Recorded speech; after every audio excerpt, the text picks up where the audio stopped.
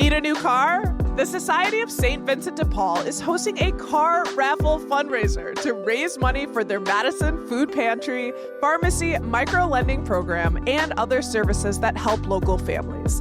That's right, you can buy tickets now for a chance to win one of 5 brand new vehicles. They've got 2026 Hondas, Nissans, and one Mazda. Tickets are $100 each and only 5,000 will be sold. Find more details on the cars and buy tickets at svdpmadison.org/raffle.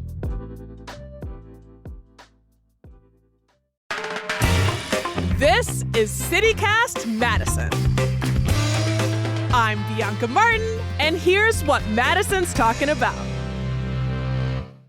Today, it's Thursday, so of course it's time to dish on Madison's food and bar scene, because we have a good one, of course. First up, I'm chatting with Kirby Nelson, brewmaster at the Wisconsin Brewing Company, about their Schlitz beer revival.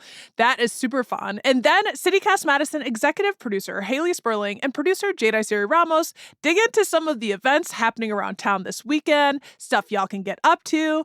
All right, let's get right to it. The beer that put Brew City on the map is done, more or less, for the moment. Schlitz has been discontinued by its parent company, Pabst Brewing Co., as the company scales back its brands. That said, there is still hope for Schlitz sippers out there. Verona-based Wisconsin Brewing Company has been given special permission to brew a limited quantity of the nostalgia-laden beer using recipes from 1948. With me now to talk about it all is Wisconsin Brewing Company brewmaster Kirby Nelson. Kirby, welcome to CityCast Madison. Nostalgia laden. I like that. That's a yes, good term. We got good writers on this end. And it really deserves that. And what a moment for classic Wisconsin beer. Kirby, how did you personally take it when Pabst announced back in May that it was putting Schlitz on indefinite hiatus? How I found out was I'm very good friends with a gentleman named Jerry Glunz, and his family is Glunz Distributing out of Chicago, who has been distributing Schlitz since 1888. I mean, Schlitz used to even send tanker cars, rail cars, down to a facility that Glunz had, and they would bottle it for them in Chicago. So they've had a real tight relationship, and it meant a lot to Jerry. And he called me literally almost in tears that Pabst had let him know that they're going to have to start winding the brand down. And he took it quite personal. And hell, being a hardcore Wisconsin boy who happens to make beer for a living, it bothered me also. It's part of our heritage that could be disappearing. So I started thinking about it, and I mentioned folks here, hey, I want to ask if we can do a Schlitz. If it has to go into hiatus, let it go out with dignity and respect and have a lot of fun with it. And Pabst, who we have a great relationship with, they're a very, very good company. We've done a lot of development work for them, packaged products for them, et cetera. Didn't hesitate. They said, that's a great idea. Let's go for it. But please understand that we certainly don't hope this is not being put on hiatus with it being permanent in mind, that if things would work out sometime down the road, it may emerge. And that's what we're going to try to work towards. Yeah, well, it's got that brand identity. I was just in Milwaukee the other day and stopped and took a photo of this beautiful mosaic that had Schlitz Brewing on it. And I mean, me personally, I might have dropped a bull Schlitz when I heard it. I had to say it. It feels like a bull Schlitz. For that moment. I have been waiting. Well, we first did a press release, and I think the first person who picked up on it was Bobby Tanzillo of Milwaukee. Great guy. And he writes some very popular articles about Milwaukee architecture, history, and what have you. And he put it on his Facebook page immediately, and overnight it only got 10 likes. I'm going, we'll be okay.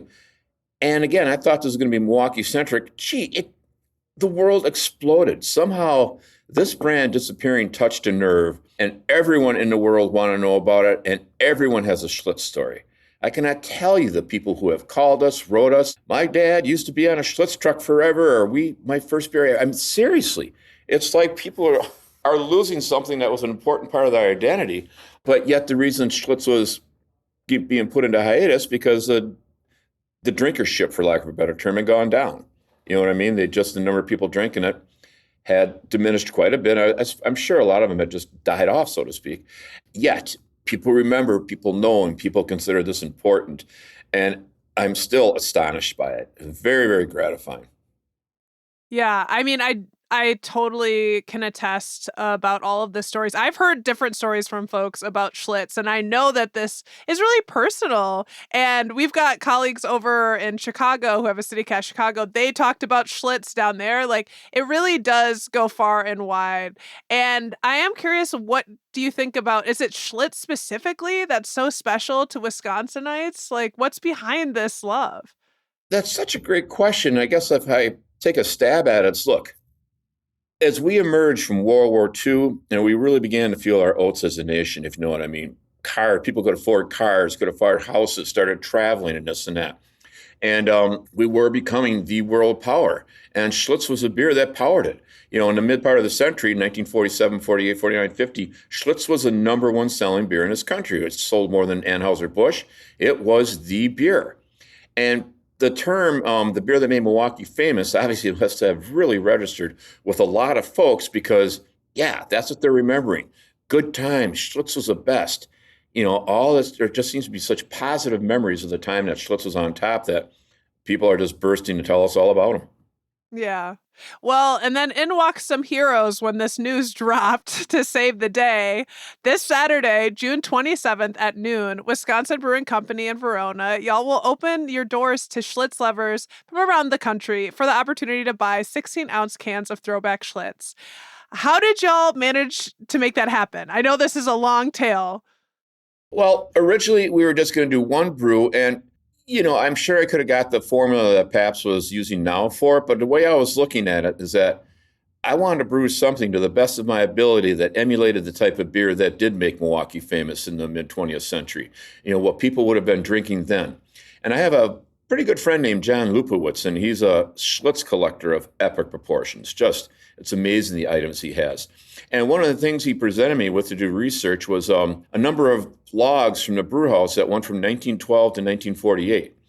And, for a brewery nerd like myself, I was just fascinated by all these old records, and they used to use rice and white corn grits in Schlitz and how much hops they were using pre-Prohibition and how that evolved. And by the time these logs got to the late 40s, they weren't that specific. But I gleaned enough information from some specs that were given and what I understood of the brewing world at that time, where I made what I believe is a very, very educated guess, so to speak, at a formulation that would be close. I basically used a type of malted barley called 6-row, which is not popular anymore. It's got 25% yellow corn grits in it. And the hopping is, by today's IPA standards, not very much, but by mid-century standard lagers, at this point in time, the bitterness is definitely noticeably more, but it's very well balanced, very pleasant, very easy to drink. Everything great beer should be. Obviously, Schlitz was a great companion to a number of people in their day. And to make something a good companion, it's got to be well-rounded, pleasant, and hang with you through good times and bad. I mean, let him cook, chef, brewmaster. You thought it through. It's so much fun. I mean, I do want to try to. I've said I'm going to do something. I personally believe if it's a beer style or a beer from a particular era, you have a responsibility to do it that you best you possibly can. But understand it's not going to be exactly spot on. So you're pulling a brew that would be from the Joseph Schlitz Brewing Company? Like, or is that, when did that end? Like with actual namesake? Do you know? I know that was founded in 1849. So I Yeah. don't know when Pabst took it over. It's probably had a life of its own. Well, basically what happened was, a gentleman named Krug started Schlitz 1849. It was a brewery restaurant, tavern brewery, excuse me. That was a term. I love that term. Today we call them a brew pub. So it started out quite small. They basically dug a tiny brewery into the side of a hill near the restaurant. And they hired Joseph Schlitz to run the company in 1950. Mr. Krug died in 1856. Joseph Schlitz took over control of the brewery and married Krug's widow, Anna Maria. And he also, per Krug's wishes, hired an August Eline to work the company. And Mr. Schlitz was visiting Germany in 1875, and he died in a ship going down off the coast of England. And per Mr. Krug's wishes, in Schlitz's will, he turned over the reins of the brewery to August Eline and 3 of his brothers. So the Elines ran Schlitz from the mid-1800s until they sold the company in 1982. Got it. Okay, well, I appreciate that history, and I love how informed you are in the different eras of Schlitz. So talk about somebody to take on this effort. You are the guy. How would you, and I'm sure you want to let everyone know that you love beers across the board, that you're staying diplomatic. But where do you rank Schlitz in the pantheon of Wisconsin beers? Numero uno. Numero I uno. have to, just again, to the history of the company, how large it became, how well known it became. And again, back to that term, the beer that made Milwaukee famous, In the 40s and 50s, it was saying it just had a kiss of the hops. So for example, that's how I had to approach hopping this beer. You want hops present there, but just in a friendly little peck on the cheek, not slapping the hell out of you like some IPAs do. So yeah, I cannot tell you how gratifying it was to be able to do this research and do this beer. And, this Saturday we'll put it out to the world and see what they think. Are there any other beers, classic Wisconsin beers that have made an impact similarly to Schlitz? Like, obviously, so Schlitz is number one, but which other beers are in the pantheon? Like, what came to mind? Well, Pabst, of course, Pabst's a great historical brand. In fact, Pabst was numero uno until 1902 when Schlitz had knocked him off the top spot. But Pabst has always been a very powerful brew in its heyday, and it had a very strong Milwaukee connection. Miller Brewing Company. Miller's, a very large brewery today, especially when it combined with Coors. And Miller came out with light beer in the 70s, which basically changed the course of beer drinking in this nation. And then Miller's the one who put that type of beer on the map. So Miller's had a very powerful impact on Wisconsin and international brewing, for that matter. Well, I love talking to a hardcore Wisconsin guy, I tell you Kirby. Yeah, it is received, and I love all of the names that you shared and this history. And you are drinking a brew right now, and I am about to be doing that soon. Before I let you go, what else can folks expect from Saturday? Any things they should keep in mind before coming through? We are living, all of us, I believe, a big, sweet life. And that means you have to have plenty of time to celebrate wonderful things. So I believe basically the Schlitz thing that's happening Saturday for us is a celebration of American/Wisconsin brewing history.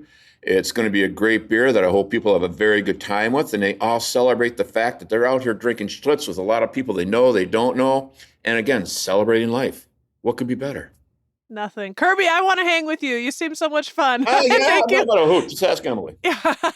Yes, Emily, our new contributor. Shout out to Emily Winter. And heck, Kirby, thank you for coming on the show. Cheers to this brew that you are making happen. Thank you for coming on. If there's any way you get out here, you come, we'll have a couple, 2-3, okay? And y'all, we've got a weekend event to round up with the team next. But before we do that, we want to hear from you out there listening. How are you feeling about Schlitz going away? Are you devastated? Good riddance? You want them to change their mind, bring it back? Or maybe you have good Schlitz stories. Let us know. Text us or leave us a voicemail at 608-318-3367. All you Schlitz heads, that's 608-318-3367. And up next, our executive producer Haley and producer Jade are going to tell you about all the fun events happening around town this weekend. Stay close.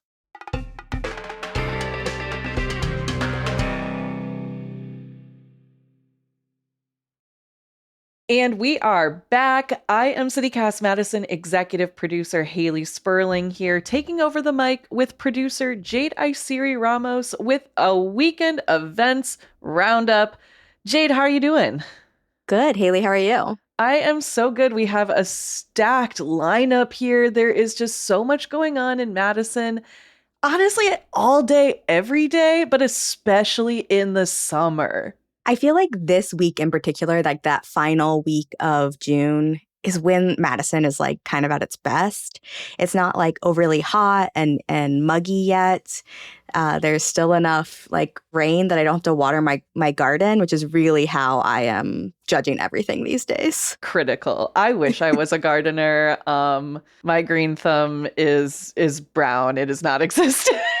My cats eat my plants. Well, I'm gonna have plenty of cucumbers for you this summer, so don't worry about it too much. I will hold you to that. Alrighty, let's get into this events roundup. Jade, you want to kick us off? Let's start with today. What's going on this Thursday? Yeah, so there's an event that's been going on all week and runs through Sunday. It's the second annual Field to Frock Festival. And some of their events that are really interesting to me are a curated screening of short films about flax, textiles, and agriculture that is happening tonight at the Central Library. And then there are 2 events on Saturday at the Aubergine on Willie Street. That's a hands-on mending for everyone and spinning flax to fiber. I'm like super into textiles. I've been known to knit and crochet. And so this like educational hands-on events are especially exciting to me. Yeah, that sounds super cool. Also, gotta give a shout out to the library. They are always doing something. We have to know whenever there's going to be an events roundup, like library is going to be a usual suspect. But I'm super stoked that this, like you mentioned, this is the second annual. This event first happened last year. And it's just a really good opportunity for people to learn a little bit more about like our clothing ecosystems, because there is so much waste in the fashion industry.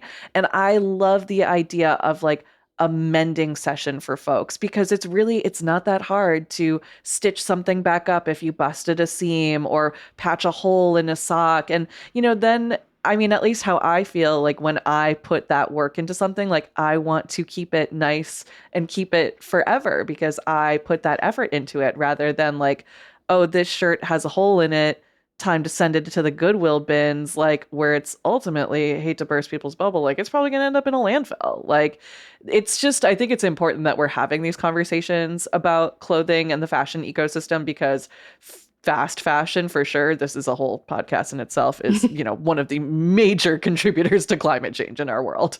I have a huge basket in my closet of things that I'm like, I need to mend this, or I need to hem these pants.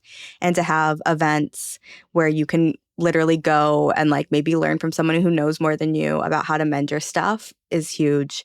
And, folks might be familiar with this idea because last year Bianca spoke with the founder of the Midwest Linen Revival, Leslie Schrader, about linen and the revival of slow fashion. So we'll make sure to drop a link to that in the show notes.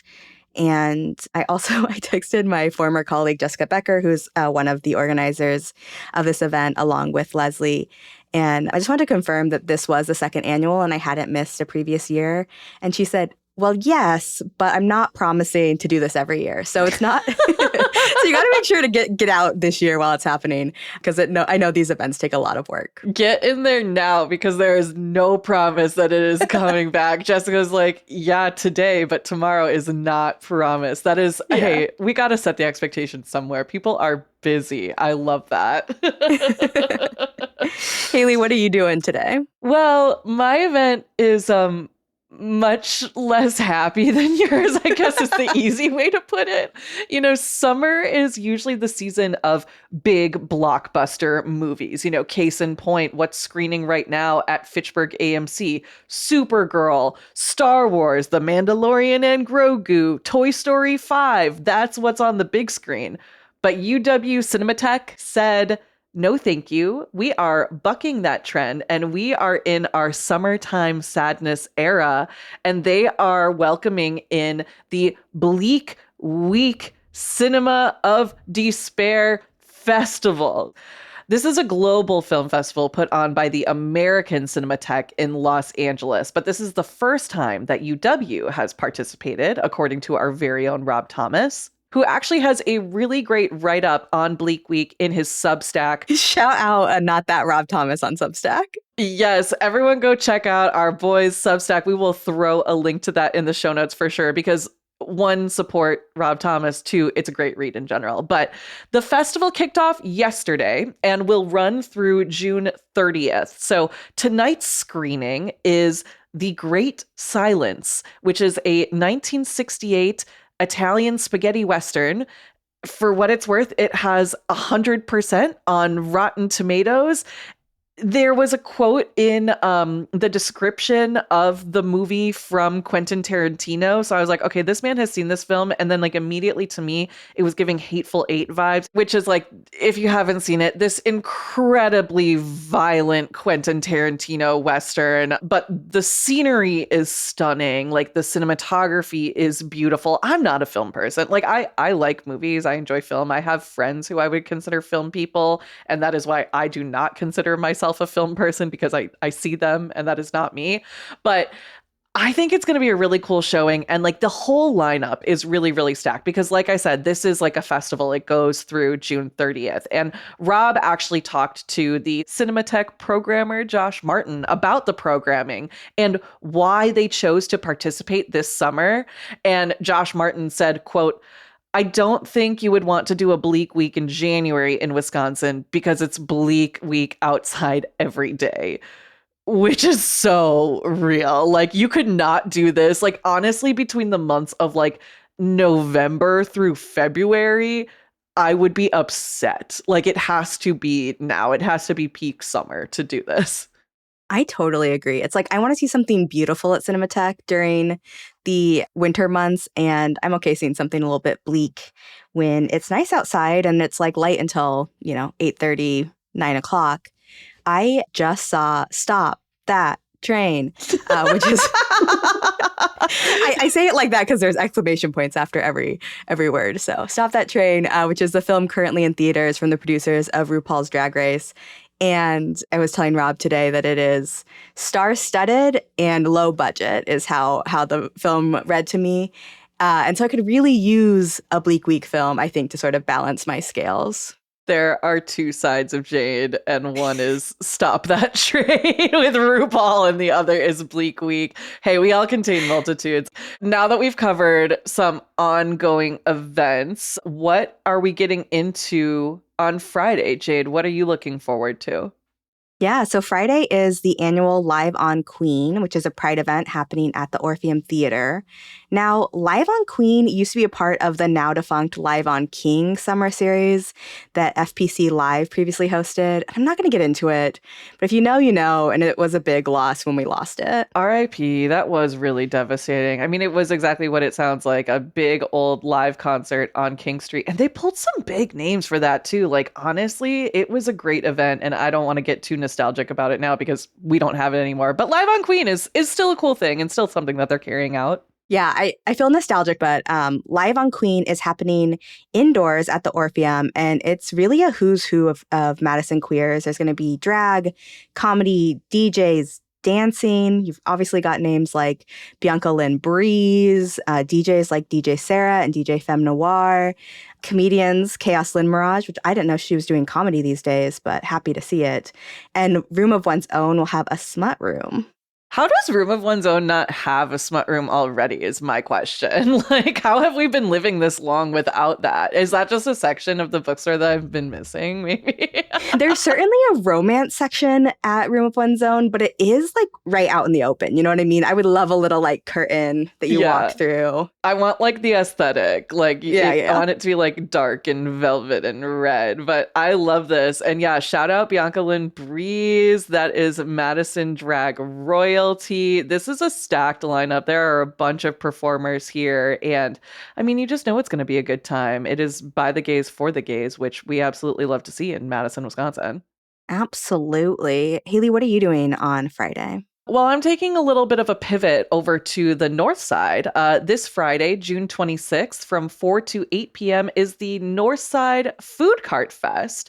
And this event is actually hosted by the city in partnership with Feed Kitchen. So it's going to be held outside of the Warner Park Community Recreation Center, over on the north side, obviously.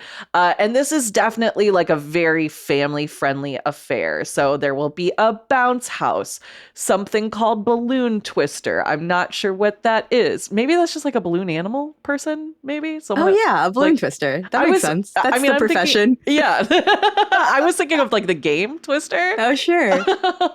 Go and find out. Yeah, we'll have to find out. Face paint, music, and obviously there's going to be food. And of course, like I mentioned, this festival is really deeply rooted in the Northside community, but everyone is welcome to attend. So it should be a good time. We love food carts.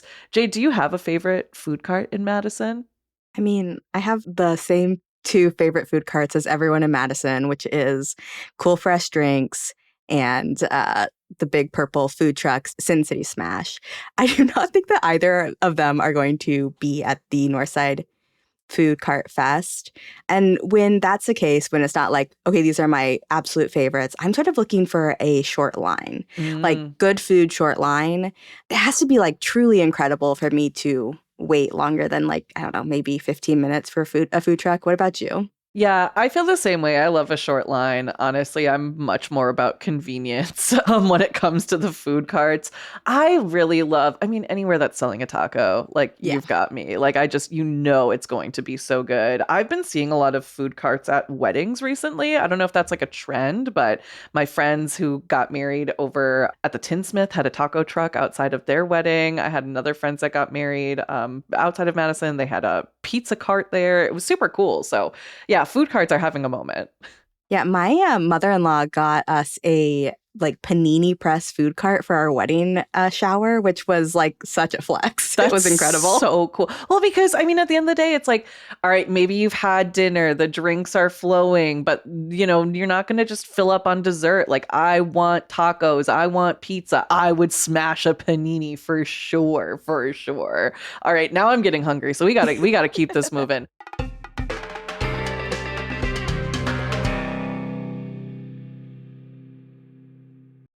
What are we looking at on Saturday, Jade? Okay, Haley, so my next event, I'm just going to give you the name and I want you to tell me what you think this event is. It's Utter Chaos 2026 Bigger and Butter. And Utter is spelled UDDER. So it's like something cow related, something dairy related. Is it like a butter festival? Like a dairy butter fest? Dairy butter? Is there any other kind of butter? I don't know. This is some sort of Wisconsin dairy festival. Absolutely not. It's a 2-day. It's a 2-day roller derby contest on Saturday and Sunday. It's 8 teams, 12 games, and they're all happening at the Legacy 20 Arena in DeForest. That's wild. Why would they do that? I mean, like, cool.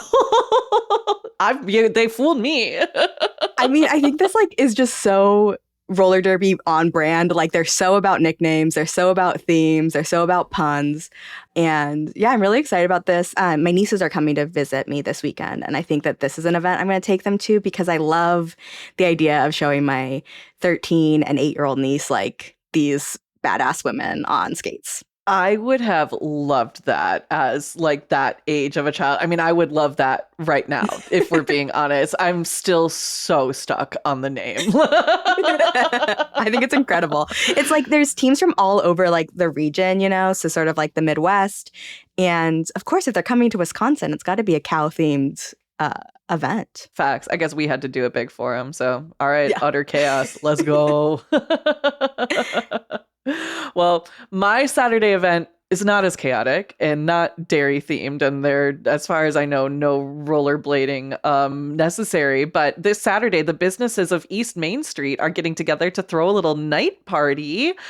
Essentially, the businesses on the street are offering deals and hosting local DJs because why not? Get people out to party. The participating businesses include Madison Extracts, which is like a dispensary and lounge, the Rigby, Maduro, Tipsy Cow, and the Argus. And personally, like these are a lot of my favorite businesses, and I think it's super cool that they're kind of just getting together and putting on something fun for the community. Like I used to work in that area in the First Settlement District when I was over at Merchant and Lucille back in the day. And like these businesses, that area really is a community within itself. And I think it's really, again, encouraging to see businesses taking it upon themselves to sort of revive Madison's downtown nightlife. COVID really did a number on that economy. So I think it's really, really important because people are always kind of talking online, like, where is the late night scene? What's going on in Madison? After 11 p.m., we did a whole show on it. Is late night dead? The verdict is kinda, but you can make it happen. And these folks are making it happen. So I think if people want that, they really have to show up. So this Saturday's party kicks off at 7, and you can bet they will run until they can't anymore. This is the time of year that myself and my friend group like to have what we call the longest day of the year, where we sort of like do so many things in a day that it's like incredible that we got it all done. And like sometimes it falls on the solstice, which just happened, but sometimes it doesn't. It's just like the spirit of the longest day of the year. And this feels exactly like the end of that kind of day where you're like, okay, I already did a bunch of stuff today. Now I'm going to go to 3 different bars and stop at Madison Extracts and get a little edible, like it's it's exactly the vibe for the end of June. Yeah, this feels like the perfect cap to the longest day of the year. And I'm also obsessed with that. Like, that sounds really fun, and I want to do that with my friends. Can I join your friend group? You sure can. The other thing before we move away from Saturday that I want to just note is that Saturday is the fundraiser for the Boys and Girls Club of Dane County. They have their all-white party every year, which is featuring Jay Leno this year. Yes, that Jay Leno. And it's happening at the Orpheum on Saturday. Yeah, and I think this is a really awesome event to call out because there was kind of a question as to whether or not the show would go on after the passing of Boys and Girls Club of Dane County CEO and President Michael Johnson earlier this month. And it seems like they really do want to keep the party going, have the celebration, and, you know, really take his work to heart in this time and be in community, go and do some good things for the Boys and Girls Club. So I'm glad that you brought that one up, Jade. All right, we're wrapping up our weekend here. We've made it to Sunday. What do you got going on? The Sunday event that I'm eyeing is the Brewery Pride Ride with Delta, Giant Jones, and Working Draft.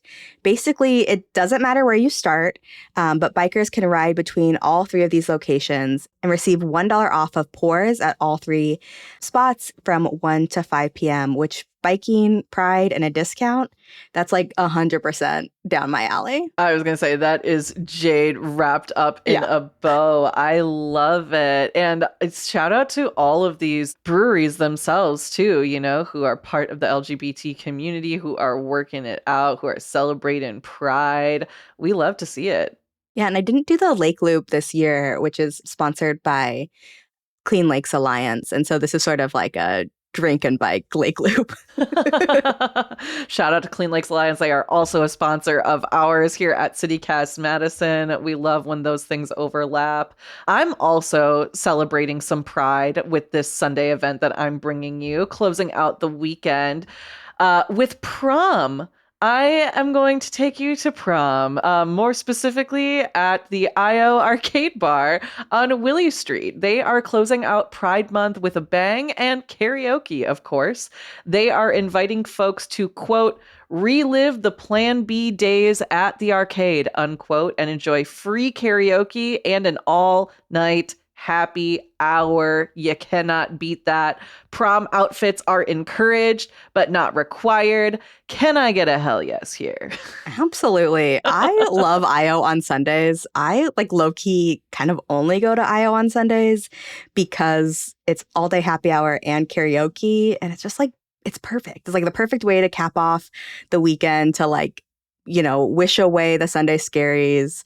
And if my friend Maddie is behind the bar, say hi to them for me. I love that. I love that. And I also do love it with this event specifically. They're leaning into one, you know, the nostalgia of Plan B, and two, like really honoring the space's legacy as a queer bar. So for folks who don't know, the long story short is long before IO was IO, it was Plan B, and then later Prism, a gay dance club and bar here in Madison. And it held a really important space in our community. And I think IO very much still accomplishes that. But, you know, it's nice to get back to its roots. I do just want to give one shout out to this honorable mention Sunday event that I found. It's the Madison quote, scaled up expo at the Marriott West. It's a reptile expo. So if you like lizards and stuff like that, I don't know, it's a cool thing that's happening also on Sunday. Like, it kind of piqued my interest. Maybe folks would be interested. You do really give me I have a bearded dragon type vibe. I would love a bearded dragon. I don't know how my cats would react, but I would love, in my heart, I do have a bearded dragon. Oh my God. Jade, this has been so much fun. Thank you for rounding up all these events with me. You too, Haley.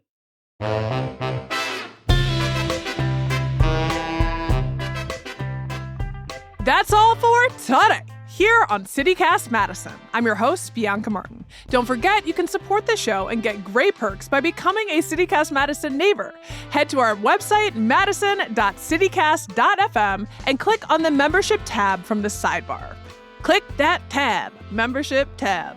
All right, if you enjoyed today's show, why not share this episode with someone who loves a Schlitz? Seriously, though, share this episode wide and far. Help spread the word about CityCast Madison. It really helps our work. All right, we'll be back tomorrow morning with more stories from around the city. Until then, take good care, live your good life, and thanks for listening.